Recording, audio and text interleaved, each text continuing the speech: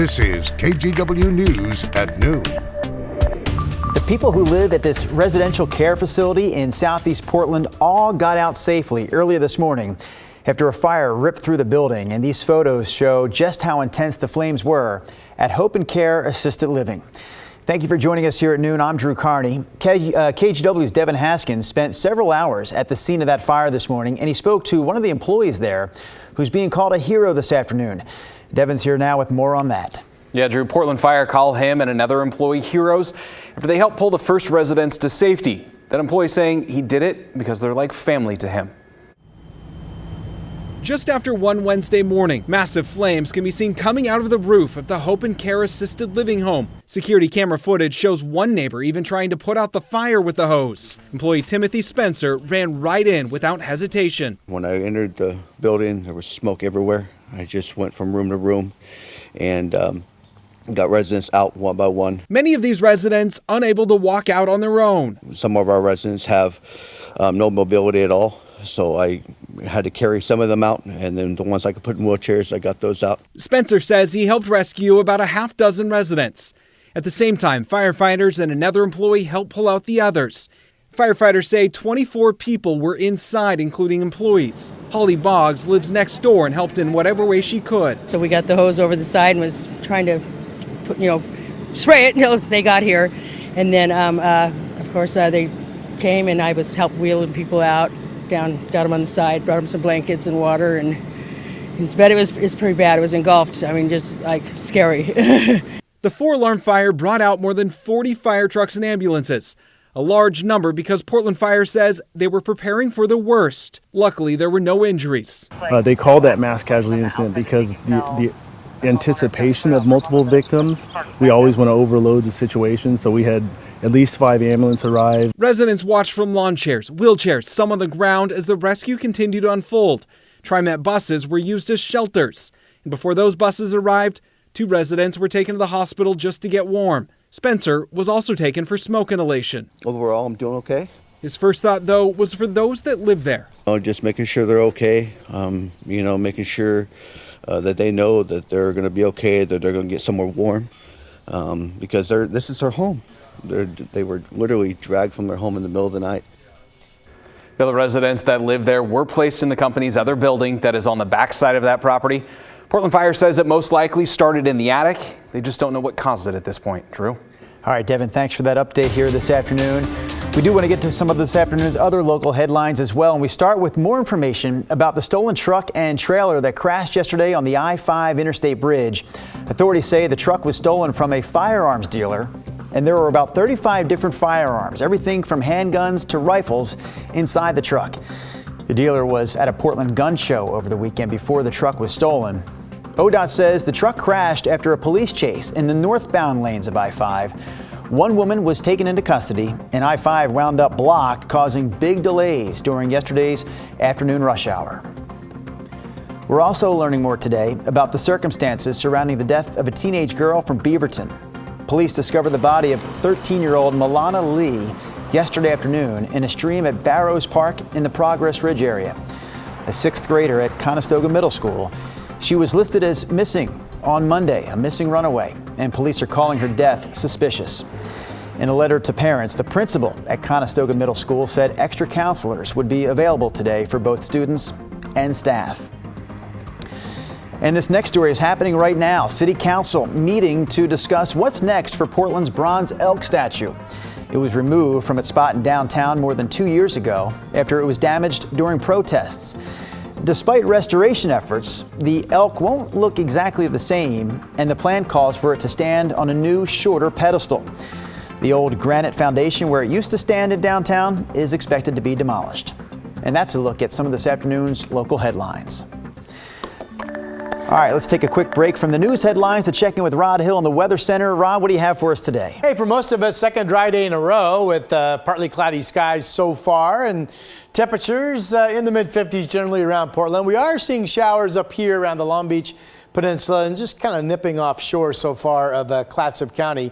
And again, if you live out across far eastern Oregon, there's some showers starting to fire up along the blues. Clouds, but so far no rain reported in Astoria. You folks do have a shower chance this afternoon. You're at 55 degrees, more of a bright, partly cloudy day, if you will, over the West Hills and down Portland. We match Astoria's temperature at 55. Don't see any weather issues moving forward this afternoon. We should at least get up to 60, maybe 63. That would equal yesterday's high. And eventually this evening, we will cloud over. Shower chances return for Portland and Salem overnight tonight. Pretty wet day tomorrow. That forecast with Futurecast coming up. All right, more from Rod in a few minutes, but right now we do want to jump back into some more local news stories. Portland Mayor Ted Wheeler is declaring another state of emergency, this one to deal with the trash, the graffiti, and the other eyesores that have piled up across the city in recent years. Alma McCarty spoke with people in Portland about the mayor's plan. You don't have to go far to find it. I'm just tired of it. Nobody has done anything. Piles of trash, hazardous waste, abandoned cars, and graffiti. It's a lot to take on. It's a huge project. I mean, we're not just talking like one or two places. Many Portlanders, like Angie Toops, are fed up. They just dump it right here, or right here, or right there. In southeast Portland, this stretch of Knapp Street is littered with debris, though Angie tells us it's looking much better than it did a week ago. Oh, that's nothing. Oh, I'm not kidding you guys. It would be piles and piles and piles. It was disgusting. It was gross. Closer to Lentz Park, Todd Littlefield describes a similar situation. It's ridiculous, it's unexplainable, it's unfair. They don't care. A new emergency declaration from Mayor Wheeler intends to centralize a pretty decentralized system to address the problems. This is just common sense. His office is launching the Public Environment Management Office and appointing a director, Christine Leon, a manager with PBOT. It puts one centralized command structure over 20 different city programs and 8 different bureaus, which are currently managed by 5 different members of the Portland City Council. It's more than just about picking up the trash and making it look pretty. It's about getting to know one another. Sabina Erdis is the executive director of the East Portland Collective. It's a group that, among other things, organizes trash pickups. She hopes the city recognizes the progress groups like hers have already made. So many groups and so many people are already making good efforts and doing a lot of community building in the process. Others, like Littlefield, Can decide that we have an emergency trash situation. This should have been addressed the first day he was in office. Why it wasn't, you gotta be kidding me. Remain skeptical that the city's actions will truly make a difference. The city does not care. I've called the mayor's office 3 dozen times. I've talked to everybody in all those bureaus, PBOT, neighborhood improvement, all these people, they do nothing. Alma McCarty, KGW News. One more note to the story. This particular plan is aimed specifically at waste and debris that is not related to homelessness because there are already emergency declarations in place related to homeless camps and their cleanup. In a related story, Portland is also changing the way it conducts sweeps of homeless camps after a lawsuit. A group of homeless people accused the city of illegally throwing away personal belongings during sweeps. The lawsuit was dismissed, but the city did continue to work with some of the homeless people that they were dealing with. So according to the Oregon Justice Resource Center, the city has now adopted policies to better notify people of upcoming sweeps and improve the way that personal belongings are handled and stored. That includes keeping a database that lists all personal property that's removed from those sites. There's now more affordable housing in Southeast Portland after yesterday's grand opening of more than 100 new units for low-income families. The new development is called Crescent Court. 7 of the units there will be set aside for people experiencing homelessness or people at risk of becoming homeless. The units for people experiencing homelessness will be paid through Metro's supporting housing services. The Boys and Girls Club will also have space inside providing free after-school care. Residents are already moving in there, and people can apply by filling out an online application at portland.gov. Less than a week away now, Oregon's primary set for next Tuesday, May 17th. But so far, voter turnout in Multnomah County is very much down. Only 9% returned so far. We're talking about just over 50,000 ballots counted at this point. Before you turn in your ballot this year, there are some changes you need to know about in Oregon. The biggest one is the fact that you can now mail your ballot as late as Election Day itself. It just has to be postmarked on or before next Tuesday. Of course, you can still drop off your ballot at county election sites until 8 o'clock on election night.